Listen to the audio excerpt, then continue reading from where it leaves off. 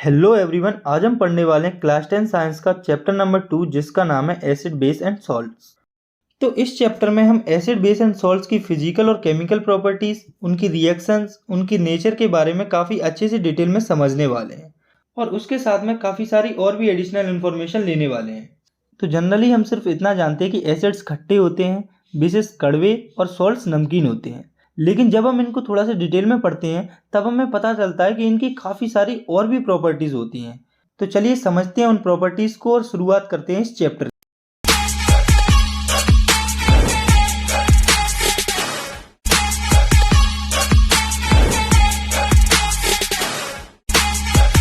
तो सबसे पहले हम समझते हैं एसिड्स के बारे में। तो acids are the chemical substance which are sour in taste, turns blue litmus to red and gives H+ ions in the aqueous solution. यानी कि एसिड्स वे सब्सटेंस होते हैं जो कि खट्टे होते हैं टेस्ट में और ये ब्लू लिटमस को रेड में कन्वर्ट कर देते हैं और साथ में जब इन्हें एक्वस सॉल्यूशन में डिसॉल्व किया जाता है तब ये हाइड्रोजन पॉजिटिव आयंस रिलीज करते हैं। फॉर एग्जाम्पल HCl यानी कि हाइड्रोक्लोरिक एसिड और H2SO4 मतलब कि सल्फ्यूरिक एसिड। इसके बाद हम समझते हैं बेसिस को। तो bases are the chemical substance which are bitter in taste, turns red litmus into blue and gives OH negative ions in the aqueous solution. यानी कि बेसिस भी केमिकल सब्सटेंस होते हैं जो कि कड़वे होते हैं टेस्ट में और जो रेड लिटमस को ब्लू में कन्वर्ट कर देते हैं और इसी के साथ जब इन्हें वाटर में डिसॉल्व किया जाता है तब ये OH नेगेटिव आयंस रिलीज करते हैं। For example sodium hydroxide and calcium hydroxide. और जो बेस वाटर में सोल्यूबल होते हैं उन्हें एल्कली कहा जाता है। तो अब हम देखते हैं types of acids and base, यानी कि ये कितने टाइप्स की होती हैं। तो अलग अलग क्राइटेरिया के लिए एसिड और बेस अलग अलग टाइप्स के होते हैं। तो पहले हम देखेंगे एसिड के टाइप अलग अलग क्राइटेरिया के लिए। तो पहला क्राइटेरिया है on the basis of occurrence. तो अकरेंस के बेसिस पर एसिड्स दो टाइप्स के होते हैं जो कि है organic acids and inorganic acids. तो ऑर्गेनिक एसिड्स वे एसिड्स होते हैं जो कि नेचुरली इस अर्थ में प्रेजेंट होते हैं, फॉर एग्जाम्पल सिट्रिक एसिड। और इसी के साथ इनऑर्गेनिक एसिड वे एसिड होते हैं जो कि नेचर में नेचुरली प्रेजेंट नहीं होते, यानी कि इन्हें हमें खुद प्रिपेयर करना पड़ता है, फॉर एग्जाम्पल HCl यानी कि हाइड्रोक्लोरिक एसिड। इसके बाद हम देखते हैं types of acid on the basis of strength. तो स्ट्रेंथ के बेसिस पर एसिड्स को दो टाइप्स में डिवाइड किया गया है जो कि है स्ट्रॉन्ग एसिड और वीक एसिड। तो स्ट्रॉन्ग एसिड वे एसिड होते हैं जो कि कंप्लीटली डिसोसिएट हो जाते हैं उसके एक्वस सॉल्यूशन में, या फिर हम कह सकते हैं कि ये वे एसिड होते हैं जो कि एक्वस सॉल्यूशन में डिसॉल्व होने पर ज्यादा H+ आयन रिलीज करते हैं, for example HCl and H2SO4। और वहीं पर वीक एसिड वे एसिड होते हैं जो कि कंप्लीटली डिसॉल्व नहीं होते उसके एक्वस सॉल्यूशन में, या फिर हम कह सकते हैं कि ये वे एसिड होते हैं जो कि एक्वस सॉल्यूशन में डिसॉल्व होने पर कम H+ आयन रिलीज करते हैं, for example formic acid and acetic acid. तो अब हम देखते हैं types of acid on the basis of concentration. तो कंसंट्रेशन के बेसिस पर एसिड्स दो टाइप्स के होते हैं जो कि है कंसंट्रेटेड एसिड और डाइल्यूट एसिड। तो कंसंट्रेटेड एसिड वो एसिड होते हैं जिनमें कि किसी और सॉल्यूट या वाटर की बहुत ही कम क्वांटिटी प्रेजेंट होती है, यानी कि ये प्योर एसिड होते हैं, for example concentrated hydrochloric acid. और वहीं पर डाइल्यूट एसिड वे एसिड होते हैं जिनमें कि सॉल्यूट या वाटर की क्वांटिटी थोड़ी सी ज़्यादा होती है और ये नेचर में थोड़े से पतले होते हैं, for example dilute HCl and dilute H2SO4 etc। तो एसिड के टाइप्स को समझने के बाद अब हम समझते हैं टाइप्स ऑफ बेसिस। तो पहले हम देखते हैं types of basis on the basis of occurrence. तो अकरेंस के बेसिस पर बेसिस को दो टाइप्स में डिवाइड किया गया है जो कि organic base and inorganic base. तो ऑर्गेनिक बेस वे बेस होते हैं जो कि नेचुरली ही इस अर्थ में प्रेजेंट होते हैं, फॉर एग्जाम्पल पायराडीन। और इनऑर्गेनिक बेस वे बेस होते हैं जो कि नेचुरली इस अर्थ में प्रेजेंट नहीं होते, इन्हें हमें सिंथेटिक तरीकों से बनाना पड़ता है, फॉर एग्जाम्पल सोडियम हाइड्रोक्साइड। इसके बाद हम समझते हैं types of basis on the basis of strength. तो स्ट्रेंथ के बेसिस पर बेसिस को टू टाइप्स में डिवाइड किया गया है जो कि है strong base and weak base. तो स्ट्रॉन्ग बेस वे बेस होते हैं जो कि कंप्लीटली डिसोसिएट हो जाते हैं उसके एक्वस सॉल्यूशन में, या फिर हम कह सकते हैं वो बेस जो एक्वस सॉल्यूशन में डिसॉल्व होने पर ज्यादा OH नेगेटिव आयंस रिलीज करते हैं, फॉर एग्जाम्पल सोडियम हाइड्रोक्साइड। और वहीं पर वीक बेस वे बेस होते हैं जो कि कंप्लीटली डिसोसिएट नहीं होते उसके एक्वस सॉल्यूशन में, या फिर हम कह सकते हैं ये वो बेस होते हैं जो कि एक्वस सॉल्यूशन में कम OH नेगेटिव आयंस प्रोड्यूस करते हैं, फॉर एग्जाम्पल अमोनिया। तो अब हम देखते हैं types of basis on the basis of concentration. तो कंसंट्रेशन के बेसिस पर भी बेसिस टू टाइप्स के होते हैं जो कि कंसंट्रेटेड बेस और डाइल्यूट बेस। तो कंसंट्रेटेड बेस वो बेस होते हैं जिनमें कि वाटर की या किसी और सॉल्यूट की बहुत कम क्वांटिटी प्रेजेंट होती है और ये थोड़े से गाढ़े बेस होते हैं, for example concentrated NaOH, for example concentrated sodium hydroxide.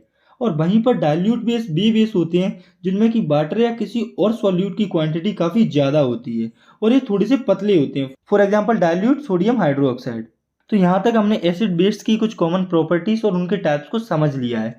लेकिन अब हम ये देखते हैं कि हमें पता कैसे चलता है कि कोई कंपाउंड एसिड है या बेस है। तो इसके लिए हमारे पास होते हैं इंडिकेटर्स। तो आइए समझते हैं इन इंडिकेटर्स के बारे में।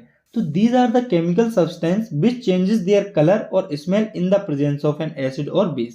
यानी कि इंडिकेटर्स वे केमिकल कंपाउंड्स होते हैं जो कि एसिड या बेस की प्रेजेंस में अपने कलर या स्मेल को चेंज कर देते हैं। इसके बाद हम देखते हैं इंडिकेटर्स के टाइप यानी कि टाइप्स ऑफ इंडिकेटर। तो बेसिकली इंडिकेटर्स 3 टाइप्स के होते हैं जो कि है नेचुरल इंडिकेटर्स, सिंथेटिक इंडिकेटर्स और ऑल्फैक्टरी इंडिकेटर्स। तो सबसे पहले हम समझते हैं नेचुरल इंडिकेटर्स को।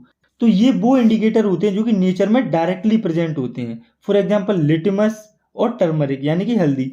तो जब लिटमस एसिड के कांटेक्ट में आता है तब ये रेड हो जाता है और जब ये बेस के कांटेक्ट में आता है तब ये ब्लू हो जाता है। और ऐसे ही जब टर्मरिक एसिड के कांटेक्ट में आती है तब इसके कलर में कोई चेंज नहीं आता। वहीं पर जब ये बेस के कांटेक्ट में आती है तब ये रेड हो जाती है। तो इसके बाद हमें समझना है दूसरे टाइप के इंडिकेटर को जो कि है सिंथेटिक इंडिकेटर। तो ये वो इंडिकेटर होते हैं जो कि नेचर में नेचुरली प्रेजेंट नहीं होते हैं, इन्हें हमें खुद सिंथेसाइज करना पड़ता है। For example methyl orange and phenolphthalein. तो जब मिथाइल ऑरेंज एसिड के कांटेक्ट में आता है तब इसका कलर रेड हो जाता है। वहीं पर जब ये बेस के कांटेक्ट में आता है तब ये येलो हो जाता है कलर में। इसी तरह से जब फिनोफ्थलीन एसिड के कांटेक्ट में आता है तब ये कलरलेस रहता है और जब ये बेस के कांटेक्ट में आता है तब ये वायलेट या डार्क पिंक कलर शो करता है। और तीसरे टाइप्स के इंडिकेटर्स जो कि हमें समझना है वो है ऑल्फैक्टरी इंडिकेटर्स। तो ये वो सब्सटेंस होते हैं जो कि डिफरेंट स्मेल देते हैं एसिड और बेस की प्रेजेंस में। For example vanilla essence and clove oil. तो वेनिला एसेंस जिसे कि आइसक्रीम फैक्ट्रीज में यूज किया जाता है आइसक्रीम को फ्लेवर देने के लिए, जब ये एसिड के कांटेक्ट में आता है तब इसकी स्मेल बहुत ही तेजी से इंक्रीज होती है और जब यही वेनिला एसेंस बेसिस के कांटेक्ट में आता है तब इसमें से कोई स्मेल नहीं आती है। और दूसरा ऑल्फैक्टरी इंडिकेटर है क्लोव ऑयल यानी कि लौंग का तेल। जब ये क्लोव ऑयल एसिड के कांटेक्ट में आता है तब इसकी स्मेल इंक्रीज होती है। वहीं पर जब ये क्लोव ऑयल बेसिस के कांटेक्ट में आता है तब इसकी जो स्मेल है वो डिक्रीज होती है। तो यहाँ पर हमारे जो इंडिकेटर्स हैं वो खत्म होते हैं और अब हमें समझना है chemical properties of acid and bases यानी कि एसिड्स और बेसिस की केमिकल प्रॉपर्टीज। तो पहले हम देखते हैं रिएक्शन विद मेटल्स यानी कि एसिड और बेस की रिएक्शन मेटल के साथ। तो जब एसिड मेटल के साथ रिएक्ट करता है तो सॉल्ट फॉर्म होता है और साथ में हाइड्रोजन गैस रिलीज होती है। For example 2HCl plus Zn gives ZnCl2 plus H2। यानी कि जब हाइड्रोक्लोरिक एसिड जिंक के साथ रिएक्ट करता है तब जिंक क्लोराइड फॉर्म होता है और हाइड्रोजन गैस रिलीज होती है। और वहीं पर जब कोई बेस मेटल के साथ रिएक्ट करता है तब भी सॉल्ट फॉर्म होता है और साथ में हाइड्रोजन गैस रिलीज होती है। For example 2NaOH plus Zn gives Na2ZnO2 plus H2। यानी कि जब सोडियम हाइड्रोक्साइड जिंक के साथ रिएक्शन करता है तो सोडियम जिंकेट जो कि एक सॉल्ट होता है वो फॉर्म होता है और साथ में हाइड्रोजन गैस रिलीज होती है। तो आपने देखा कि जब मेटल एसिड या बेस के साथ रिएक्ट करता है तो वो दोनों के साथ ही सॉल्ट फॉर्म करता है और साथ में हाइड्रोजन गैस रिलीज होती है। तो अब हमें ये देखना है कि ये जो हाइड्रोजन गैस हमें मिल रही है इसे हम कैसे टेस्ट कर सकते हैं यानी कि टेस्टिंग ऑफ हाइड्रोजन गैस। तो ये जो हाइड्रोजन गैस रिलीज हो रही है उसे हम टेस्ट कर सकते हैं बर्निंग कैंडल को गैस बबल के पास लाके। तो जब बर्निंग कैंडल को हाइड्रोजन गैस के बबल के पास लाया जाता है तो वो पॉप साउंड के साथ फट जाएगी और इससे हमें हाइड्रोजन का पता चल जाएगा। उसके बाद हम देखते हैं दूसरी केमिकल रिएक्शन को जो कि है रिएक्शन विद मेटल कार्बोनेट्स और मेटल हाइड्रोजन कार्बोनेट्स। तो जब एसिड्स मेटल कार्बोनेट्स या मेटल हाइड्रोजन कार्बोनेट्स के साथ रिएक्ट करते हैं तब सॉल्ट, कार्बन डाइऑक्साइड और वाटर फॉर्म होता है। For example 2HCl plus Na2CO3 gives 2NaCl plus CO2 plus H2। यानी कि जब हाइड्रोक्लोरिक एसिड और सोडियम कार्बोनेट जो कि एक मेटल कार्बोनेट होता है उसकी रिएक्शन होती है तब सोडियम क्लोराइड, कार्बन डाइऑक्साइड और वाटर फॉर्म होता है। और ऐसे ही हम देखते हैं एसिड्स की रिएक्शन मेटल हाइड्रोजन कार्बोनेट के साथ। तो HCl plus NaHCO3 gives NaCl plus CO2 plus H2। तो जब हाइड्रोक्लोरिक एसिड रिएक्ट करता है सोडियम हाइड्रोजन कार्बोनेट्स के साथ तब सोडियम क्लोराइड, कार्बन डाइऑक्साइड और वाटर रिफॉर्म होता है। वहीं पर अगर हम बात करें बेसिस की तो जो बेसिस होते हैं वो मेटल कार्बोनेट्स और मेटल हाइड्रोजन कार्बोनेट्स के साथ रिएक्ट नहीं करते हैं। तो अब हमें देखना है कि इन दोनों कंडीशन में जो CO2 रिलीज हो रही थी उसे टेस्ट कैसे किया जाता है यानी कि टेस्टिंग ऑफ CO2 गैस। तो CO2 को टेस्ट किया जाता है उसको लाइम वाटर से पास करके। यानी कि passing it through the lime water. तो जब CO2 को कैल्शियम हाइड्रोक्साइड, जिसे कि लाइम वाटर भी कहा जाता है, उससे पास करते हैं तो लाइम वाटर मिल्की हो जाता है और CaCO3 फॉर्म करता है और साथ में H2O भी फॉर्म होती है। और जब इस CaCO3 और H2O से CO2 गैस पास की जाती है तब ये कैल्शियम हाइड्रोकार्बोनेट फॉर्म करती है, जो कि कलरलेस सॉल्यूशन होता है। तो जब भी कोई गैस अगर लाइम वाटर को मिल्की कर दे और उसे दोबारा फिर से कलरलेस कर दे तो हम कह सकते हैं कि वो गैस कार्बन डाइऑक्साइड ही है। तो ये था हमारा कार्बन डाइऑक्साइड का टेस्ट। इसके बाद हम आगे बढ़ते हैं और समझते हैं reaction of acid and base with each other, यानी कि एसिड और बेस की आपस में रिएक्शन। तो जब एसिड और बेस आपस में रिएक्ट करते हैं तो सॉल्ट फॉर्म होता है और साथ में वाटर भी रिलीज होता है।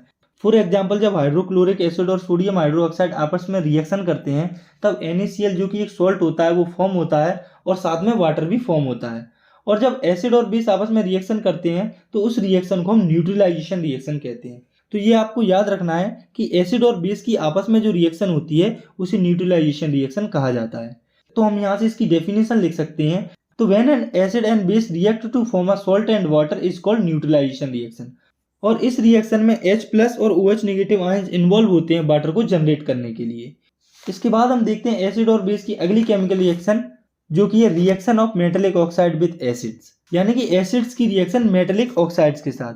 तो जो मेटल के ऑक्साइड होते हैं वो बेसिक होते हैं नेचर में, जैसे कि calcium oxide, magnesium oxide, ETC। तो जब एसिड मेटेलिक ऑक्साइड्स के साथ रिएक्ट करता है तब सॉल्ट और वाटर फॉर्म होता है। फॉर एग्जाम्पल, जब हाइड्रोक्लोरिक एसिड रिएक्ट करता है कैल्शियम ऑक्साइड के साथ तो कैल्शियम क्लोराइड, जो कि एक सॉल्ट होता है, वो फॉर्म होता है और साथ में वाटर भी फॉर्म होता है। इसके बाद है reaction of non metallic oxide with basis, यानी कि बेसिस की रिएक्शन नॉन मेटेलिक ऑक्साइड्स के साथ। तो जो बेसिस होते हैं वो मोस्टली नॉन मेटालिक ऑक्साइड्स के साथ ही रिएक्ट करते हैं। तो जब बेसिस नॉन मेटालिक ऑक्साइड्स के साथ रिएक्ट करते हैं तब सॉल्ट और वाटर फॉर्म होता है। फॉर एग्जाम्पल, कैल्शियम हाइड्रोक्साइड जब रिएक्ट करता है कार्बन डाइऑक्साइड से, जो कि एक बेस होता है, तब कैल्शियम कार्बोनेट, जो कि एक सॉल्ट होता है, वो फॉर्म होता है और साथ में वाटर भी रिलीज होता है। तो अब हमें देखना है what do all acids and bases have in common, यानी कि सभी एसिड्स और सभी बेसिस में आपस में क्या कॉमन होता है। तो पहले हम देखते हैं सभी एसिड्स में क्या कॉमन होता है। तो all acids have H+ ions, यानी कि जितने भी एसिड्स होते हैं सब में H+ आयंस होते हैं, लेकिन इन H+ आयंस की क्वांटिटी अलग अलग होती है अलग अलग एसिड्स में। और ये जो H+ आयंस होते हैं यही रिस्पॉन्सिबल होते हैं एसिड्स में एसिडिक प्रॉपर्टीज के लिए। इसके बाद हम देखते हैं बेसिस के अंदर क्या कॉमन होता है। तो all basis have OH negative ions, यानी कि जितने भी बेस होते हैं उन सब में OH नेगेटिव आयंस होते हैं। और अलग अलग बेसिस में OH नेगेटिव आयंस का जो अमाउंट है वो अलग अलग होता है। और ये जो OH नेगेटिव आयंस होते हैं यही रिस्पॉन्सिबल होते हैं बेसिस में बेसिक नेचर के लिए। तो एसिड और बेसिस में कॉमन चीजें समझने के बाद अब हमें समझना है acids and bases in water solution, यानी कि जब एसिड्स और बेसिस को वाटर सॉल्यूशन में डाला जाता है तब क्या होता है। तो सबसे पहले हम देखते हैं एसिड्स को। तो हम जानते हैं कि एसिड्स के अंदर हाइड्रोजन पॉजिटिव आयंस होते हैं। तो जब हाइड्रोजन पॉजिटिव आयंस वाटर के साथ रिएक्ट करते हैं तो H3O पॉजिटिव आयन फॉर्म होता है और इस H3O पॉजिटिव आयन को हाइड्रोनियम आयन भी कहा जाता है। तो अब इसे हम एक एसिड को वाटर में डिसॉल्व करके समझते हैं। तो हम एसिड ले लेते हैं HCl, यानी कि हाइड्रोक्लोरिक एसिड। तो जब HCl को वाटर में डिसॉल्व किया जाएगा तो H3O पॉजिटिव आयन यानी कि हाइड्रोनियम आयन फॉर्म होगा और साथ में Cl नेगेटिव आयन भी फॉर्म होगा। तो यहाँ पर सोचने वाली बात यह है कि ये एसिड्स का H positive ion hydronium ion में कन्वर्ट क्यों होता है। तो ऐसा इसीलिए होता है क्योंकि ये जो H पॉजिटिव आयन होता है वो अकेला एग्जिस्ट नहीं कर सकता और इसीलिए ये हाइड्रोनियम आयन फॉर्म कर लेता है। और एसिड्स की वाटर में रिएक्शन को देखने के बाद अब हम देखते हैं बेसिस इन वाटर सॉल्यूशन। तो जब बेसिस को वाटर सॉल्यूशन में डिसॉल्व किया जाता है तो वो हाइड्रो ऑक्साइड आयन यानी कि OH नेगेटिव आयंस देते हैं। तो अब हम एक बेस को वाटर में डिसॉल्व करके देखते हैं। तो हम एक बेस ले लेते हैं NaOH यानी कि सोडियम हाइड्रोक्साइड। तो जब सोडियम हाइड्रोक्साइड को वाटर में डिसॉल्व किया जाता है तो वो सोडियम पॉजिटिव और OH नेगेटिव आयंस में ब्रेक हो जाता है। इसके बाद हमें समझना है एक और काफी इंपॉर्टेंट टॉपिक को, जो कि है यूनिवर्सल इंडिकेटर। तो आइए समझते हैं कि ये यूनिवर्सल इंडिकेटर क्या होते हैं। तो basically it is a mixture of several indicators which show different colors at the different concentration of H+ ions in the solution। यानी कि ये जो है वो काफी इंडिकेटर्स का मिक्सचर होता है जो कि अलग अलग कलर शो करते हैं H+ आयन की अलग अलग कंसंट्रेशन पर किसी भी सॉल्यूशन में। और यूनिवर्सल इंडिकेटर कहा जाता है pH को, जिसका फुल फॉर्म होता है पावर ऑफ हाइड्रोजन या पोटेंशियल ऑफ हाइड्रोजन। तो तो ये जो आप देख रहे हैं ये है पीएच स्केल, जिसमें कि 1 to 14 तक नंबर होते हैं। तो अब हमें इस पीएच स्केल को अच्छे से समझना है।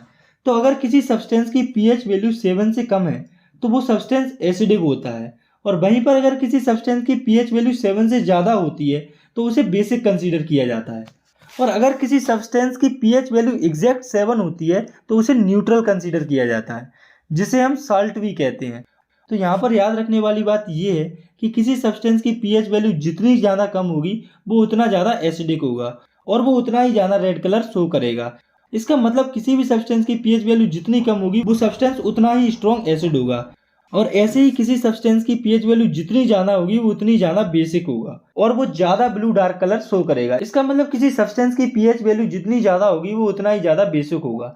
तो अब मैं इसे आपको एक और सिंपल तरीके से समझाने वाला हूँ। तो आपको ये याद रखना है कि अगर किसी सब्सटेंस की पीएच वैल्यू 1 से 3 के बीच में आती है तो वो स्ट्रॉन्ग एसिड होगा और उसका कलर एकदम रेड होगा, और वहीं पर अगर किसी सब्सटेंस की पीएच वैल्यू 3 से 6 के बीच में होगी तो वो सब्सटेंस वीक एसिड होगा और वो थोड़ा सा ऑरेंज और येलोइश होगा कलर में। इसी के साथ अगर किसी सब्सटेंस की पीएच वैल्यू एग्जैक्ट 7 होगी तो इसका मतलब कि वो सब्सटेंस न्यूट्रल है और उसका कलर ग्रीन होगा। वहीं पर अगर किसी सब्सटेंस की पीएच वैल्यू 8 से 11 के बीच में होगी तो वो सब्सटेंस वीक एसिड कंसीडर किया जाता है और उसका कलर नॉर्मल ब्लू होगा। और अगर किसी सब्सटेंस की पीएच वैल्यू 11 से 14 के बीच में होगी तो वो सब्सटेंस स्ट्रॉन्ग बेस कंसीडर किया जाएगा और उसका कलर वायलेट या फिर इंडिगो होगा। तो पीएच स्केल को अच्छे से समझने के बाद अब हम समझते हैं importance of pH in our daily life, यानी कि पीएच की हमें अपनी डेली लाइफ में क्या ज़रूरत पड़ती है। तो इसमें कि पहला है our body works effectively between the pH 7 to 7.8, मतलब कि हमारी जो ह्यूमन बॉडी होती है वो इफेक्टिवली वर्क करती है जब बॉडी की पीएच 7 से लेकर 7.8 के बीच में होती है, और अगर इस पीएच में कुछ चेंज आता है तो हमारी जो बॉडी है वो इफेक्टिवली काम नहीं करती। इसके बाद नेक्स्ट है pH of rain less than 5.6 called acid rain, यानी कि जब रेन वाटर का पीएच 5.6 से कम होता है तो उसे हम एसिड रेन कहते हैं। तो पीएच की हेल्प से हमें पता चल जाता है कि पर्टिकुलर वाटर कंटामिनेटेड यानी कि खराब है या नहीं। इसके बाद पीएच की तीसरी इंपोर्टेंस है कि tooth decay starts when pH of mouth become less than 5.5, यानी कि जब हमारे माउथ की पीएच 5.5 से कम हो जाती है तो हमारे जो दांत होते हैं वो डिके होने लगते हैं, यानी कि खराब होने लगते हैं। तो पीएच की हेल्प से हम हमारे दांतों को डिके होने से प्रिवेंट कर सकते हैं। इसके बाद पीएच की चौथी इंपोर्टेंस है कि plant need specific pH for their healthy growth, यानी कि हर एक जो प्लांट होता है उसको स्पेसिफिक पीएच चाहिए होती है ग्रो करने के लिए। तो हम पर्टिकुलर प्लांट की सॉइल या पीएच का पता लगाकर हम पर्टिकुलर प्लांट की अच्छी ग्रोथ करवा सकते हैं। तो एसिड्स, बेसिस और पीएच को अच्छी तरह से समझने के बाद अब हम समझते हैं इस चैप्टर के तीसरे पार्ट को, जो कि है सॉल्ट्स। तो आइए समझते हैं कि सॉल्ट्स क्या होते हैं। तो salt is an ionic compound formed by the neutralization reaction, मतलब कि सॉल्ट एक आयोनिक कंपाउंड होता है जो कि न्यूट्रलाइजेशन रिएक्शन से फॉर्म होता है, और न्यूट्रलाइजेशन रिएक्शन के बारे में हम पहले ही पढ़ चुके हैं। चलिए एक बार इसे और देख लेते हैं। तो जब एसिड और बेस की आपस में रिएक्शन होती है तो सॉल्ट और वाटर फॉर्म होता है। For example HCl plus NaOH gives NaCl plus H2O।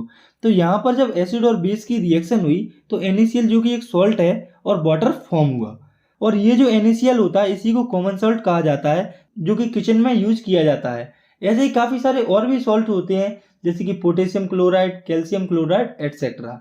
इसके बाद हमें समझना है केमिकल फॉर्म सॉल्ट्स, यानी कि सॉल्ट्स के केमिकल।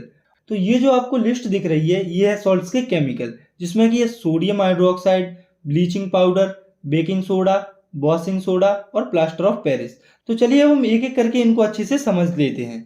तो शुरुआत करते हैं सोडियम हाइड्रोक्साइड से। तो जो सोडियम हाइड्रोक्साइड होता है इसे कॉस्टिक सोडा भी कहा जाता है और इसका केमिकल फॉर्मूला होता है NaOH। तो जब NaCl के एक्वस सॉल्यूशन से इलेक्ट्रिसिटी को पास किया जाता है तो वो डिकम्पोज हो जाता है सोडियम ऑक्साइड या कास्टिक सोडा को फॉर्म करने के लिए।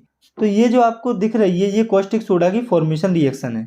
तो जब सोडियम क्लोराइड और वाटर में से इलेक्ट्रिसिटी पास की जाती है तब कास्टिक सोडा फॉर्म होता है और साथ में HCl भी बनता है। तो कास्टिक सोडा की फॉर्मेशन को समझने के बाद अब हम समझते हैं कास्टिक सोडा के यूजेस को।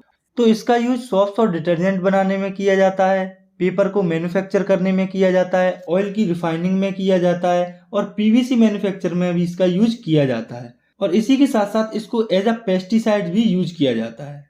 तो सॉल्ट्स के केमिकल में दूसरे नंबर पे हमें समझना है ब्लीचिंग पाउडर के बारे में। तो इसका केमिकल फॉर्मूला होता है COCl2।